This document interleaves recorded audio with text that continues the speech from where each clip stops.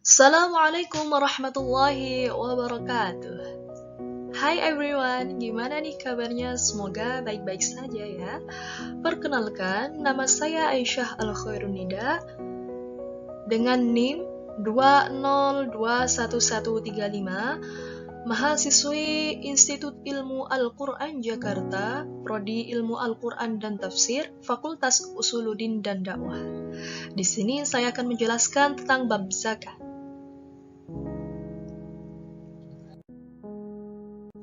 Yang pertama adalah pengertian zakat.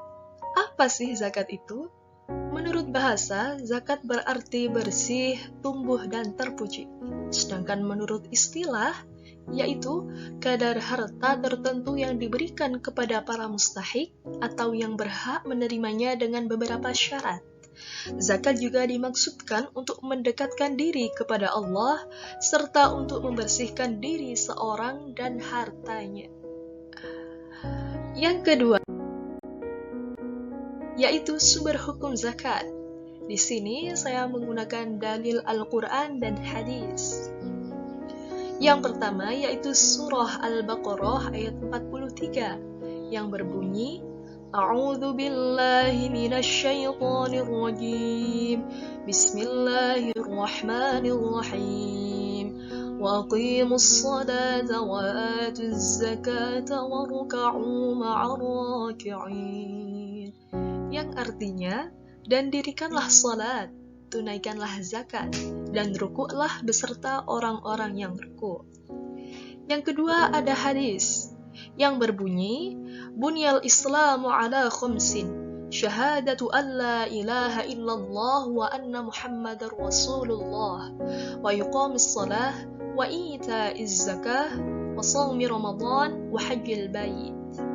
Yang artinya, Islam dibangun atas 5 hal, yaitu bersaksi bahwa tidak ada ilah atau Tuhan yang patut disembah selain Allah, dan bahwa Nabi Muhammad adalah utusan Allah, mengerjakan sholat, membayar zakat, berpuasa di bulan Ramadan, dan menunaikan haji ke Baitullah. Hadis riwayat Al-Bukhari dan Muslim. Yang ketiga,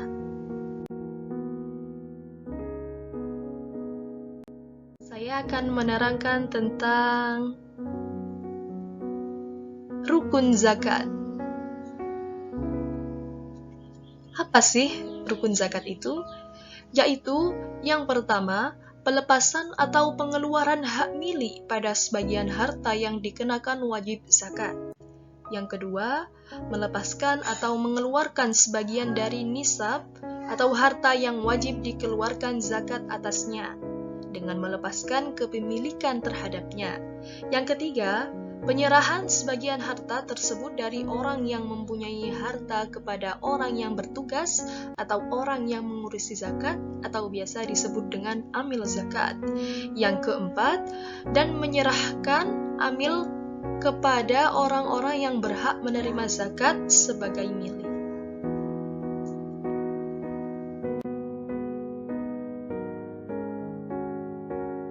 Yang keempat, yaitu syarat wajib zakat. Apa aja itu? Yang pertama adalah Islam. Yang kedua, merdeka. Yang ketiga, berakal. Yang keempat, harta yang dikeluarkan adalah harta yang wajib dizakati. Yang kelima, harta yang dizakati adalah milik penuh.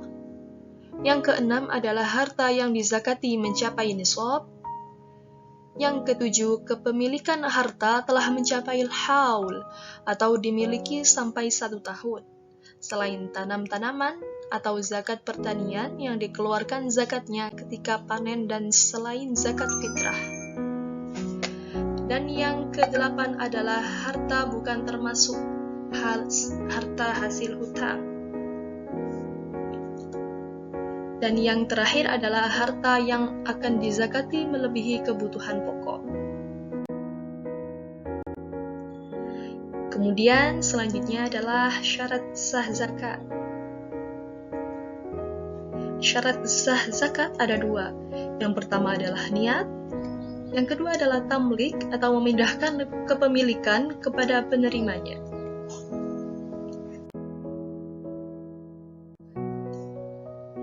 Dilanjut dengan mustahik atau yang berhak menerima zakat.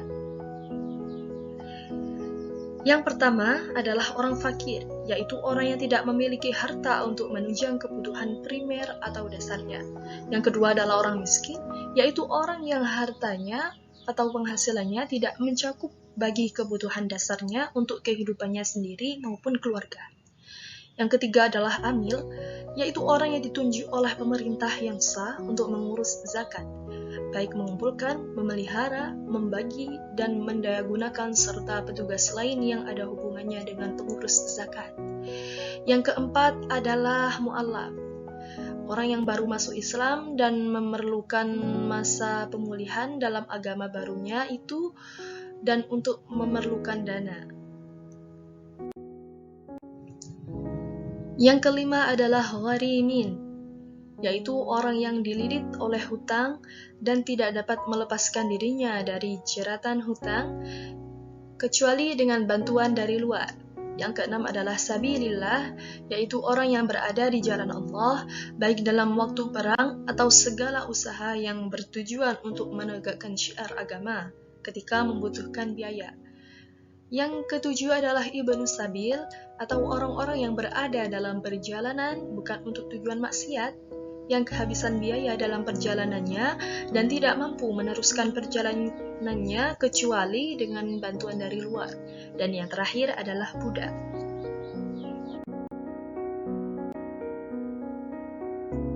Kemudian ada macam-macam zakat. Apa saja itu?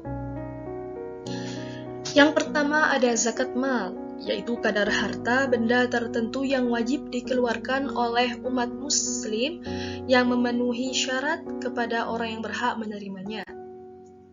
Yang kedua adalah zakat fitrah, yaitu zakat yang wajib dikeluarkan umat muslim baik laki-laki, perempuan, besar atau kecil, merdeka atau budak, tua dan muda pada awal bulan Ramadan sampai menjelang Idul Fitri berupa makanan pokok yang mengenyangkan, yaitu sebanyak 3,2 liter atau 2,5 kg.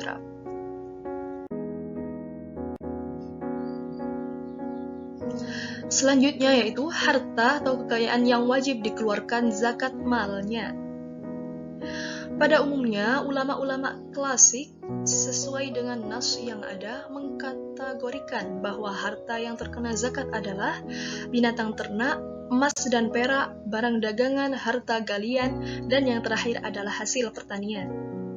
Tetapi, menurut ulama kontemporer, disebutkan lebih banyak harta kekayaan yang terkena zakat, yaitu zakat emas dan perak, serta zakat perhiasan atau emas dan perak, uang, pertanian, dan zakat hasil bumi, binatang ternak, harta galian atau rikaz, dan barang tambang atau ma'adin, hasil manfaat atau al-mal al-mustafad, zakat perdagangan dan perusahaan, serta profesi.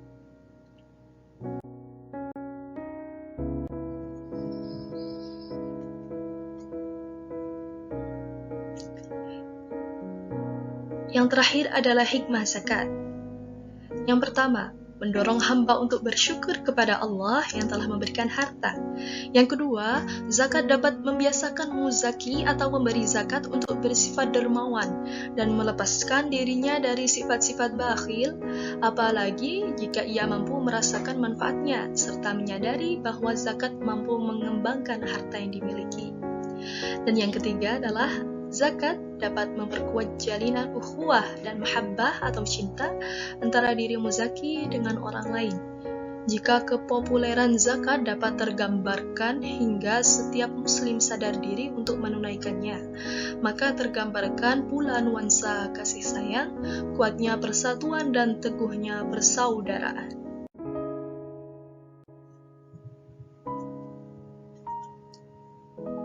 Mungkin itu saja yang dapat saya sampaikan, semoga bermanfaat. Syukran ala ihtimamikum. Wassalamualaikum warahmatullahi wabarakatuh.